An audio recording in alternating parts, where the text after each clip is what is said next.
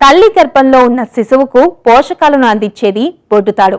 ఒకప్పుడు బొడ్డుతాడులో పుష్కలమైన stem cells ఉంటాయనే విషయాన్ని మరిచి శిశువు పుట్టగానే బొడ్డుతాడును కత్తిరించి పారేసేవారు. అయితే నేడు స్టెమ్ సెల్స్ ఎన్నో ముఖ్యమైన పరిశోధనలకు, ఆధునిక చికిత్సలకు ఆధారంగా మారాయంటే అతిశయోక్తి కాదు. భవిష్యత్తులో రాబోయే ఎలాంటి అనారోగ్య సమస్యకైనా స్టెమ్ సెల్స్ ద్వారా పరిష్కారాన్ని గుర్తించే అవకాశం ఉంది. అలాంటి స్టెమ్ సెల్స్ గురించి ఇప్పుడు తెలుసుకుందాం.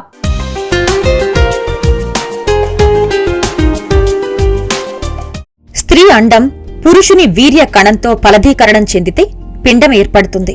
ప్రాథమిక దశలోని ఈ పిండ కణాలు అనేక రెట్లుగా వృద్ధి చెంది క్రమేణా వివిధ కణజాలాలుగా, అవయవాలుగా రూపుదాలుస్తాయి. గర్భస్థ పిండంలోని మూల కణానికి ఏ కణంగానైనా మారే శక్తుంటుంది. మస్తిష్కం, కాలేయం, ప్యాంక్రియాస్, నేత్ర కణజాలంగా మారిన తర్వాత మూల కణాలు ఈ శక్తిని శాశ్వతంగా మరచిపోతాయి. ఈ శక్తిని మళ్లీ కణజాలాలకు గుర్తు చేయటంలో విజయం సాధించారు క్లోనింగ్ ప్రక్రియలో తలపండిన శాస్త్రవేత్తలు. అందుకే వారు ఈ మూల కణాలను స్టెమ్ సెల్స్ అంటున్నారు. స్టెమ్ సెల్స్ అనేది మూల కణాలు అన్నమాట. స్టెమ్ సెల్స్ వాటితోటి చాలా యూజెస్ ఉన్నాయి. అంటే స్టెమ్ సెల్స్ ఎప్పుడు ఉంటాయంటే పిండం తయారైనప్పుడు, అంటే 5 days పిండం తయారైనప్పుడు ఆ పిండం లోపల ఇన్నర్ సెల్ మాస్ అనే ఒకటి ఉంటుంది. దాంట్లో నుంచి అవి ఏం చేస్తాయంటే, ఇప్పుడు చూడండి మనకు ఫర్టిలైజేషన్ అవుతుంది. ఫర్టిలైజేషన్ అయితే first day, second day, third day, fourth day, fifth day నాడు అసలు బేబీ ఫార్మేషన్ అనేది స్టార్ట్ అవుతుంది. సో ఎక్స్టర్నల్గా ఒక లేయర్ అనేది సెల్స్ ఉంటాయి.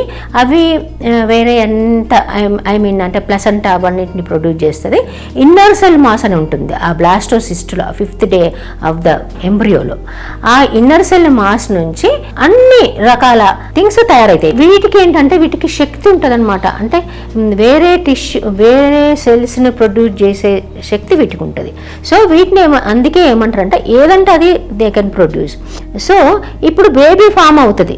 బేబీ ఫామ్ అయిన తర్వాత, డెలివరీ చేసిన తర్వాత placenta తీస్తాము.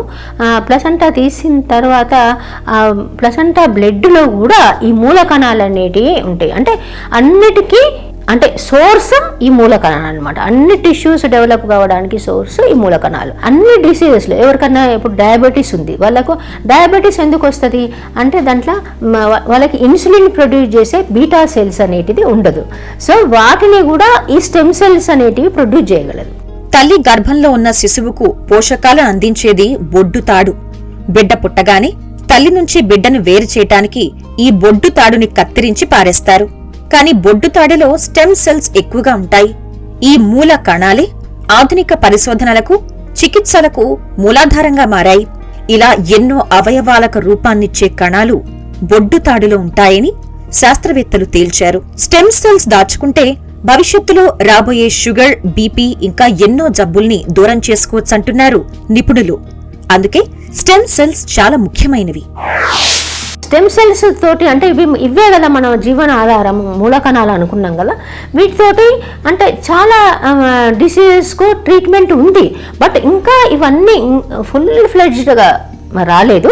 But it is under ఇన్వెస్టిగేషన్స్లో నడుస్తున్నాయి. బట్ కొన్నిటికైతే కొంతమందికి అయితే ట్రీట్మెంట్ జరిగింది పెద్ద పెద్ద సెంటర్స్లో. అలా స్పెషల్లీ న్యూరలాజికల్ డిసీజెస్ అంటే బ్రెయిన్లో కనుక ఏమైనా neurological problems like multiple sclerosis కానీ, పార్కిన్సన్స్ డిసీజ్ కానీ, ఇంకా అలాంటి ప్రాబ్లమ్స్ ఉన్న వాళ్ళకి కూడా ఆ ట్రీట్మెంట్ నడుస్తుంది. దాంతోపాటు ఈవెన్ బోన్స్ డిసీజెస్ ప్రాబ్లము అంటే లైక్ ఆస్టియోపోరోసిస్, ఆస్టియోఆర్థరైటిస్, ఇంకా ఈ బ్యాక్ ఏక్ ఉన్న వాళ్ళకి స్పైన్లో కూడా ఈ ట్రీట్మెంట్ అనేది ఇవ్వడం జరుగుతుందన్నమాట. అంటే ఈ పర్టికులర్ దేనికి అవసరమో అది ఇస్తారు. ఇంకా అన్నిటికంటే బెస్ట్ ఏంటంటే డయాబెటీస్ వాళ్ళకి, క్యాన్సర్ ఉన్న వాళ్ళకి ఈ మూల కణాలు అనేటిది దాంతో చికిత్స చేస్తున్నారు. డయాబెటీస్ వాళ్ళకి ఈ మూల కణాలు, ఈ బీటా సెల్స్ ఆ ప్యాంక్రియాస్లో కనుక ఇంజెక్ట్ చేసి వాటిని ఇన్సులిన్ రీజనరేట్ చేసేటట్టు చేస్తున్నారు అనమాట. ఈ మూల కణాలు అనేవి డిఫరెన్షియేట్ అవుతాయి అనమాట. అంటే ఒకటి ఏదేది కావాలో అలా ప్రొడ్యూస్ చేసుకోవాలి ఉన్న మూల కణాలు తీసుకొని, అది దాంట్లో పర్టికులర్ టిష్యూలో ప్రవేశపెట్టడం జరిగి దాంతో ఫంక్షనింగ్ అనేది స్టార్ట్ అవుతుంది. శరీరంలో ఏదైనా భాగంలో కణాలు దెబ్బతింటే ఆ భాగంలోకి మూల కణాలను ఇంట్రావీనస్ పద్ధతిలో శరీరంలోకి ప్రవేశపెడతారు. ఇలా చేయటం వల్ల శరీరంలో గాయమైన భాగాలకు రక్త ప్రసరణ మళ్లీ మొదలై ఆయా భాగాలను సాధారణ స్థితిలోకి తీసుకొస్తాయి. కాలం గడుస్తున్న కొద్దీ వస్తున్న ఎన్నో జబ్బుల్ని నయం చేయటంలో స్టెమ్ సెల్స్ చాలా ముఖ్య పాత్ర పోషిస్తున్నాయి. ఈ సాంకేతికతను మరింత మెరుగ్గా రూపొందించడంలో అనేక ల్యాబ్లు పరిశోధనలు చేస్తున్నాయి. అందుకే కాబోయే తల్లిదండ్రులు ఈ స్టెమ్ సెల్ స్టోరేజ్ విధానం పట్ల అవగాహన పెంచుకుని స్టెమ్ సెల్స్ ను భద్రపరిచినట్లయితే భవిష్యత్ తరాలకు ఎంతో ఆరోగ్య సంపదను అందించినట్లవుతుంది.